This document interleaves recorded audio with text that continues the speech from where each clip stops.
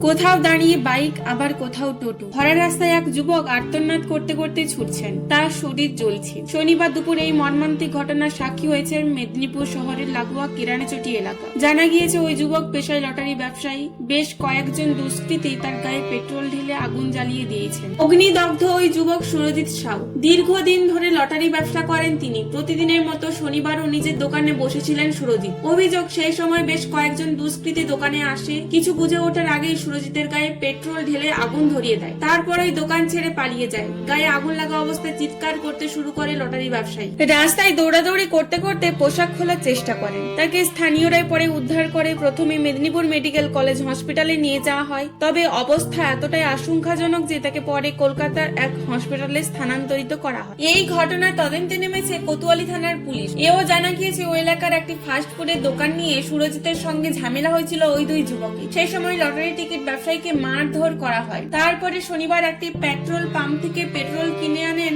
অভিযুক্তদের একজন। সেটাই ছিটিয়ে দেওয়া হয় সুরজিতের গায়ে। দেশলাই দিয়ে আগুন ধরিয়ে অন্য অভিযুক্তকে নিয়ে বাইকে চম্পট দেন তিনি। পরে দুজনকে গ্রেপ্তার করেছে পুলিশ। জানা গিয়েছে ধৃতদের নাম আকাশমুখী এবং অমরনাথ পাখিরা। যেই পেট্রোল পাম্প থেকে তারা পেট্রোল কিনেছিল সেই দোকানের বিরুদ্ধেও ব্যবস্থা নেওয়া হবে বলে জানিয়েছে কোতোয়ালি থানার পুলিশ।